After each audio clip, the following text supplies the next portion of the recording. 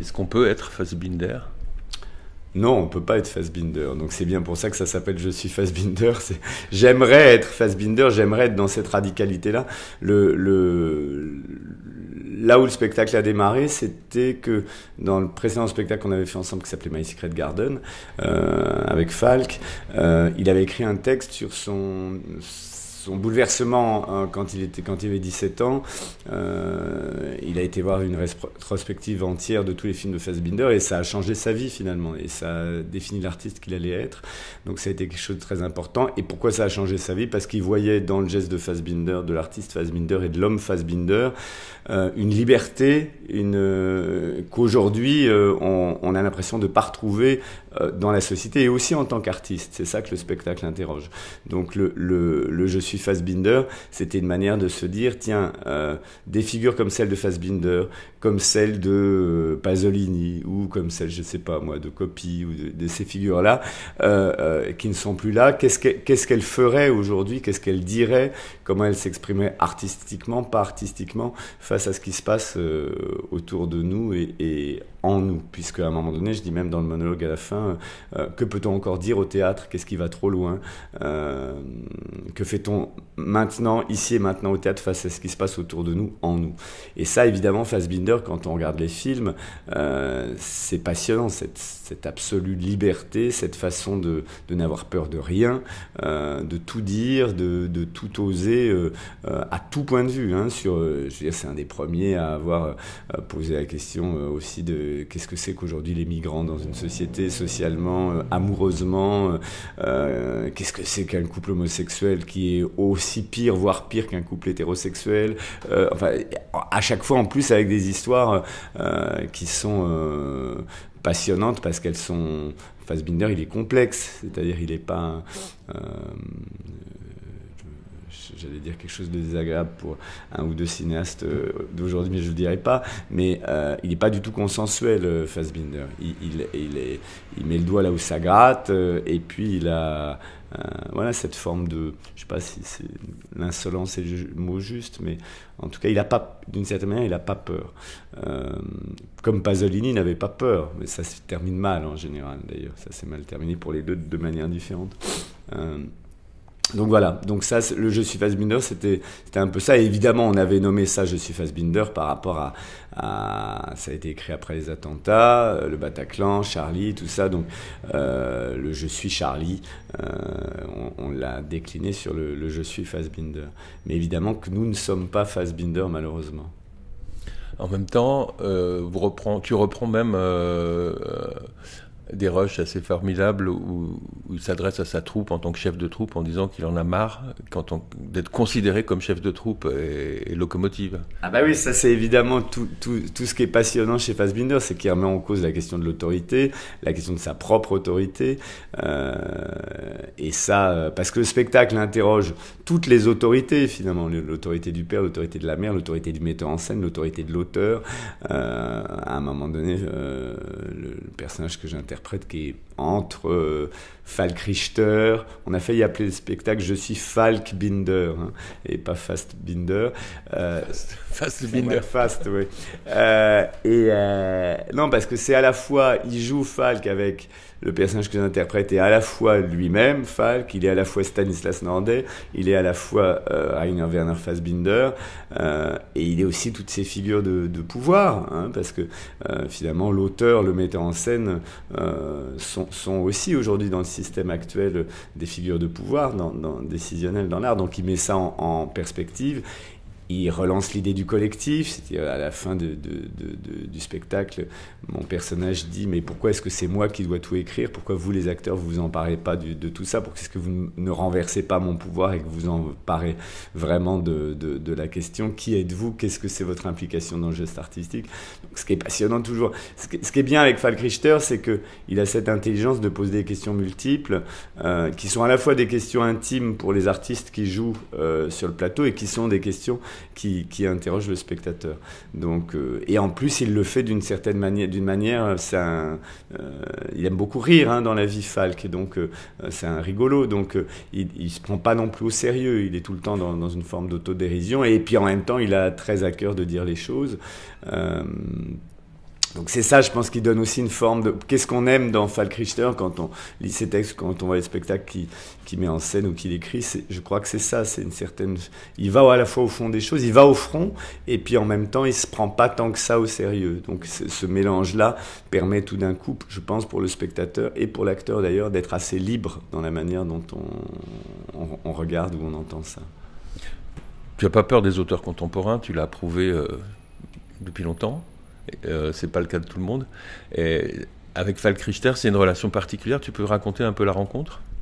Alors la rencontre avec Falk Richter, c'est par l'intermédiaire en fait c'est Jean-Louis Collinet, qui était le directeur du Théâtre National de Bruxelles, qui m'a fait lire pour la première fois Falk. C'était un texte qui s'appelait 7 secondes, qu'on a d'ailleurs que j'ai fait au Rond-Point il y a quelques années.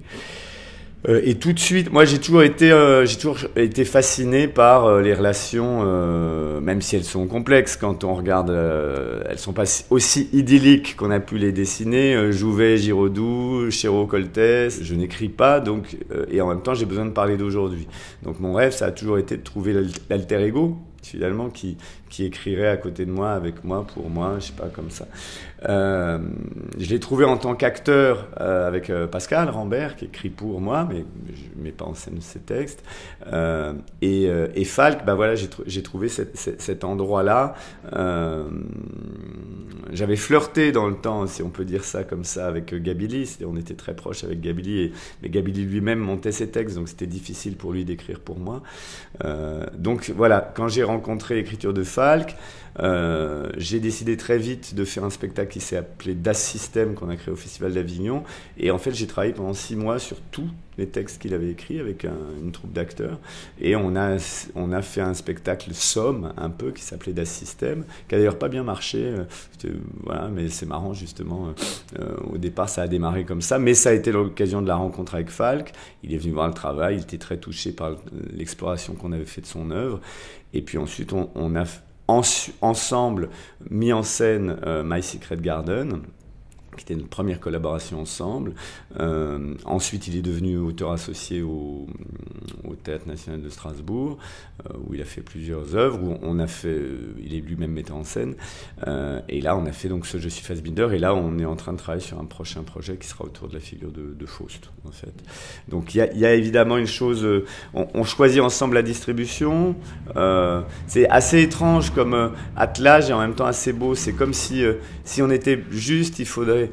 la distribution devrait être... C'est pas tant qu'on co-met en scène, c'est un projet, ça serait plus juste de dire un projet de Falk Richter et de Stanislas Nordet, et à l'intérieur de ça, on se répartit les choses de manière un peu anarchique.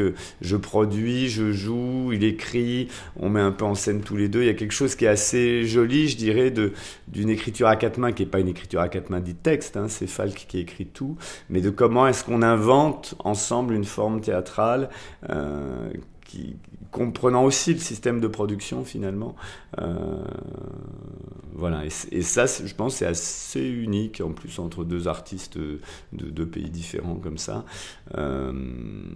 Et c'est assez précieux. Je ne sais pas combien de temps ça va durer, peut-être on va se fâcher un jour. Ça arrive toujours, ces trucs comme ça, mais pour le moment, ça tient bien. Alors, comment ce spectacle évolue avec le temps ? Peut-être ce qui est marrant, c'est que ça change dans le regard des spectateurs.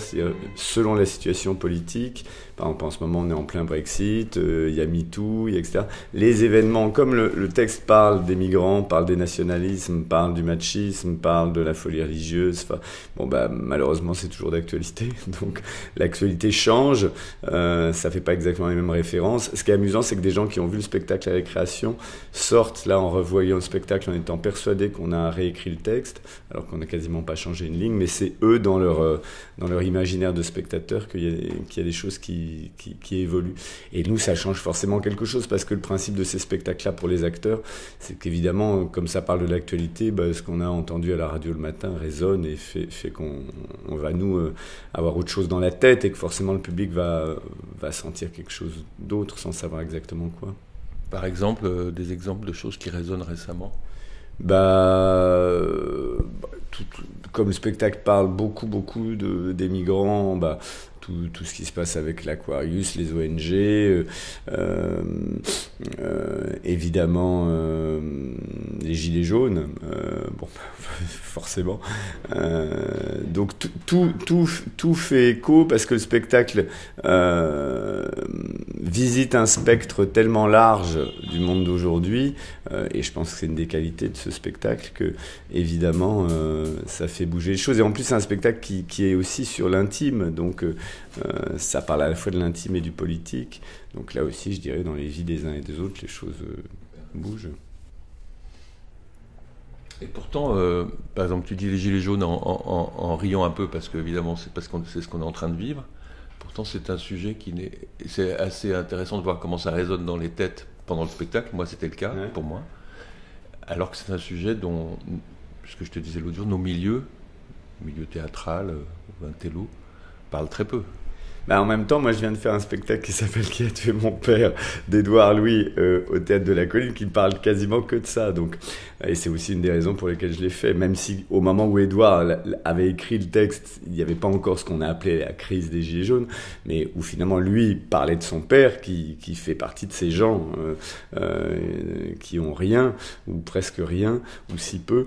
Donc non, moi c'est toujours une question qui m'a intéressé. La question de mettre sur le plateau des paroles qui ne sont pas celles des classes dominantes, c'est toujours un truc qui m'a intéressé. Quand j'avais fait le Festival d'Avignon il y a quelques années, la cour d'honneur, j'avais dit au directeur que je ne faisais la cour d'honneur que si je mettais la parole d'un ouvrier dans la cour d'honneur et pas la parole d'un prince, d'un roi, d'un machin.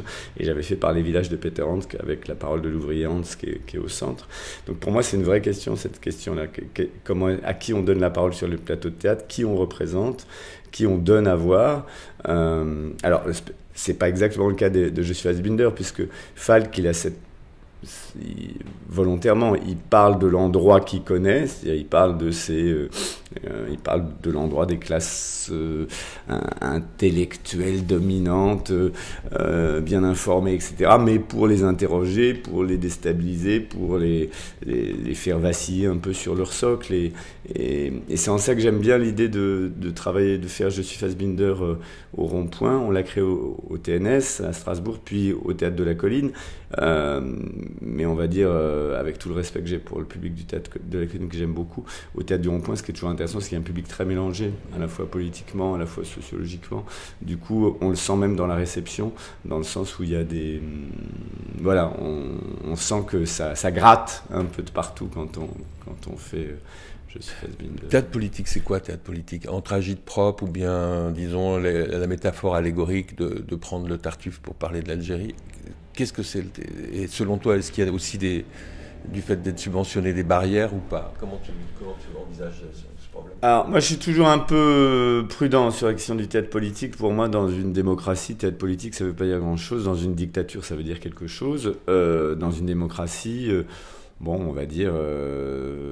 il me semble que la naissance du théâtre, le théâtre grec, au départ, c'est... Pour moi, le théâtre, il est par essence politique, dans le sens où il parle de la police, de la ville, enfin de la police, hein, au terme grec, et de la cité, de ce qui se passe dans la cité, donc Échille, Sophocle, Euripide, etc., Shakespeare.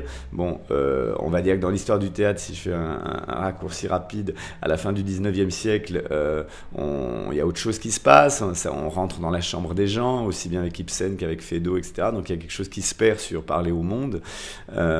Pourquoi est-ce que j'ai aimé le théâtre de Pasolini, et pourquoi je l'ai monté en France? C'est parce que justement, il renouait le lien avec la tragédie grecque, et puis en même temps, voilà, donc je pense que le théâtre, le théâtre que j'aime, moi, et que je pense qu'il plaît aux gens, il est politique avant toute chose. C'est-à-dire, il parle de ce qui nous arrive.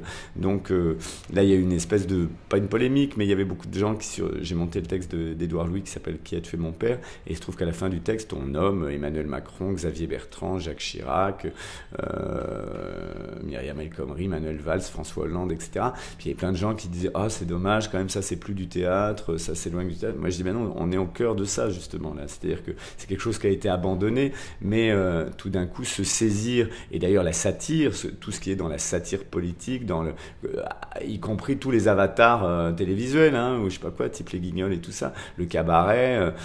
Bon, en France, on a moins une tradition comme ça. D'ailleurs, en Allemagne, ils l'ont, hein, Karl Valentin, Brecht, Büchner, je sais pas. En tout cas, voilà, donc c'est plus simple. En France, on a du mal. D'ailleurs, il y a très très peu de pièces. Moi, il y a quelques années, je voulais monter une pièce de Fabrice Melchior j'en parle toujours qui s'appelle toujours Tasmanie, qui mettait en scène Nicolas Sarkozy, Cécilia Sarkozy, Jacques Martin. Bon, personne n'avait voulu la produire à cette époque-là parce que ça faisait un peu peur, bizarre, tout ça. Non, moi, je trouve que c'est simple. Et je le sais parce que à force de travailler sur ces écritures-là, je sais que le public, il a envie de ça. Il a envie d'être questionné sur son aujourd'hui de cette manière-là et pas par le biais des chaînes d'infos, de je sais pas quoi. Donc ça, j'y crois énormément. Alors après, dire que c'est du théâtre politique, j'irai pas jusque-là, parce que moi j'ai toujours pensé, et encore une fois, je parle on est en France, il y a la liberté d'expression, je peux dire sur un plateau de théâtre, j'aime pas Macron, j'aime pas machin, j'irai pas en prison, je risque pas grand-chose. Donc c'est en ça que je dirais que le terme de théâtre politique en France, ou même, voilà, c'est juste le théâtre, c'est le théâtre. Pour moi, le théâtre, ça doit être ça. Ça doit être ça. Le théâtre, il est là pour parler de l'intime et du politique, les deux. Ce spectacle, il provoque plein de trucs. L'autre jour, il y avait un jeune homme de 20 ans qui est venu après en disant... moi, je fais partie de ces gens qui sont pas des gens engagés, etc. et tout ça. Et là, votre spectacle, là, j'ai décidé qu'il fallait que je m'engage, quoi. On peut pas avoir un retour plus génial que d'avoir un môme qui dit je m'en fous sur quoi. Et peut-être il va s'engager au Front National, j'en sais rien. Bon, tant pis. Mais en tout cas, voilà. Si ça, il y a quelque chose qui se passe je pense moi, j'ai toujours pensé que le théâtre pouvait pas changer le monde, mais qu'il pouvait garder en éveil, qui pouvait permettre de faire que les gens oublient pas qu'il faut rester éveillé, quoi. C'est déjà pas mal.